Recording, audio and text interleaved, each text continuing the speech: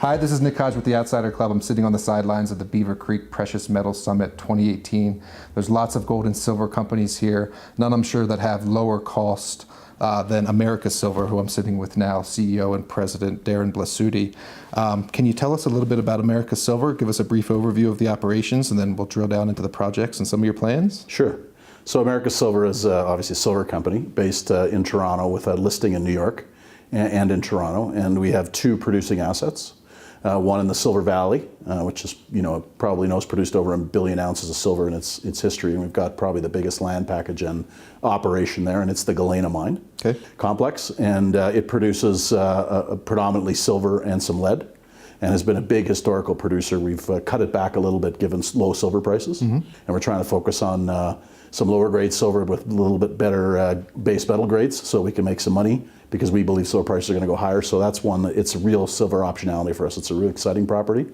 And then we have a Mexican asset operation called our Cosala operations, and the new San Rafael mine, which we built late last year, went into commercial production, is currently ramping up to full capacity. And that new mine has really been the step change in cost for the company. So it's been a very exciting time for us. I mentioned the low cost when I started. Can you talk, and you mentioned the ramp up. Can you talk a little bit about the ramp up and the cost that we're seeing at San Rafael? Sure. So it's a little bit weird when you're looking at it as a silver miner, but because the mine produces silver but also produces quite a bit of lead and zinc, it produces at very low cost. So for example, we're going to do 450,000 ounces of silver at that mine this year, but we're also going to produce 40 million pounds of zinc and about 15 million pounds of lead.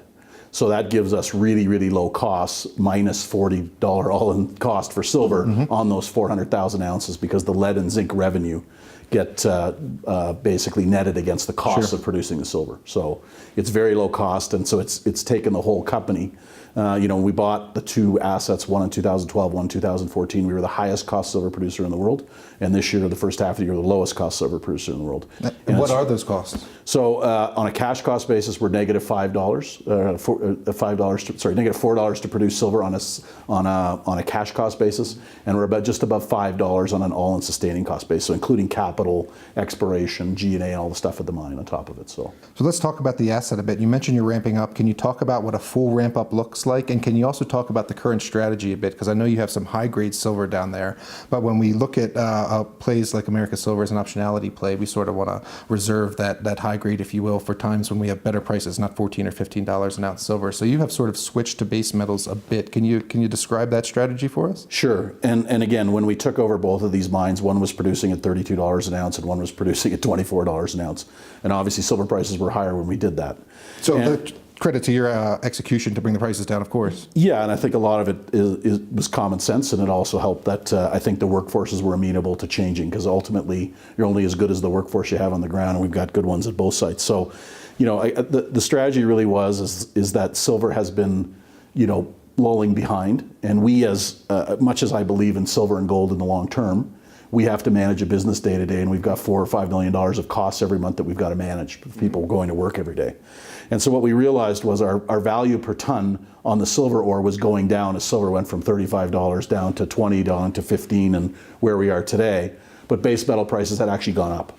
So we looked at the value of ton of our lower grade silver but higher grade base metal and said we could make money at this today. And the reason that's important to us is that when the silver price goes high, we're not high grading our silver at the lowest prices, we're actually low grading our silver. And so when silver prices go up, we can produce a heck of a lot more silver. For example, the combined company would have produced almost 4 million ounces of silver today when we were mining our high-grade silver. But it would have done that at $15, $16 an ounce. So instead we're producing under 2 million ounces of silver today, but we're doing it at $5 an ounce. So when the silver price comes back, I can double my production without any real cost of development or capital, because they're already developed and they're already there. I just switch over the product we have. We call that blue sky. No, I would say different. It's not blue sky. That's actually developed. I don't have to get a permit, and I don't have to drill, and I don't have to put a whole bunch of capital into it. All of those stopes we shut down, they were developed in mining before. So we put them on care and maintenance, and it costs us a little money every year. But what it does is preserves, if you believe in $20 silver, 30 or 125, we're going to be able to bring on much more silver than we can today. And it's very interesting, because we have 123 million ounces of silver in our resource categories, and yet we're only mining 1.6 to 2 million ounces this year. So that would give us a mine life of, what, 50 years? It's not going to be 50 years. It's just that when prices go higher, we're going to be able to bring that on.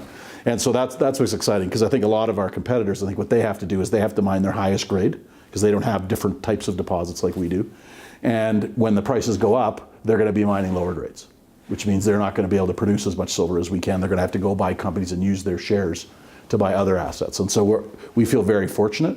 And so the way we look at our strategies, we take this base metal revenue that we wouldn't have had 3 or 4 years ago, we build up our balance sheet to be able to build our high-grade silver project like Zone 120. So let's talk about Zone 120. If we're not calling the additional silver production blue sky, we can call that gravy. Let's talk about the blue sky with the exploration at the new zone. Right. So last year we had a discovery in 2016 where we drilled 64 meters, or roughly almost 200 feet, of 412 gram silver. So that's kind of exceptional. Not the grade. You can find grade in places like that, but you can't find that big widths. And so we discovered this. We've spent about $2.5 to $3 million over the last 2 years drilling out this new deposit. And the great news is it's very high grade, and it's very low capital because it's near infrastructure and we have a mill, and so those things are all great. And so we could probably bring it into production for $8 or $10 million. Okay. And we produce just roughly about 1.6 million ounces of silver per year.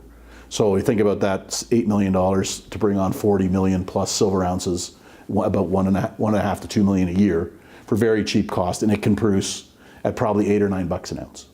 So our conundrum is, do we build it at $14 or do we wait till $20? So what we're going to be able to do is have that $8 million on the balance sheet by virtue of what we're producing today and making money on, so that when silver prices turn, we can quickly put it into production and get that leverage. And you mentioned that you had a mill and facilities. What does quickly look like? So quickly for us is we have a 4,000 ton a day permitted mill. We're only putting 1,800 tons in it. And so we just put instead of having a zinc and a lead circuit, we'd have a silver copper circuit. And that circuit would be about 6 to 8 months of lead time between start and finish. And it's really not to get the mill up, it's to order the pieces and parts. So 6 to 8 months, and we'd be developed into the mine, and we'd be producing very quickly. And we have permits for the mine and permits for the mill, so it's very, very attractive. Let's talk about share structure and capital markets. How much do you have in the bank? So we've got about just under $8 million at the end of the second quarter. We have 43 million shares outstanding on a basic basis. 70% of our shareholders are institutional, which is a little unusual for a silver company. Usually we have a lot of retail.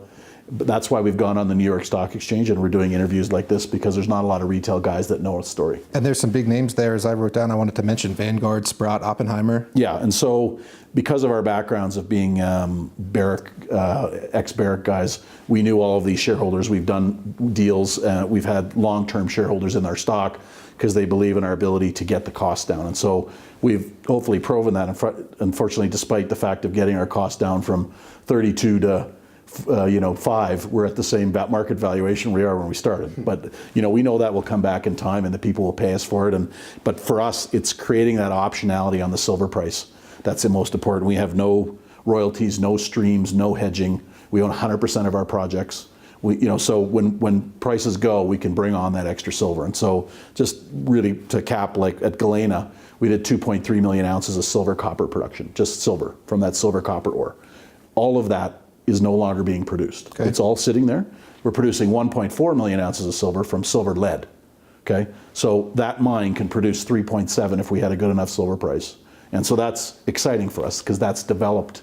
It's there, it's permitted, we have the capacity. Rocks don't go anywhere. Right, so that's the advantage of keeping it in the ground, because if you think about how much time it is to find something as precious as silver, to find it, to drill it, to permit it, to build it, to operate it, and to lose money while doing it, that's the worst thing we can do as giving our shareholders optionality. So you're a silver guy. I got to ask you about silver prices and a bit of an outlook.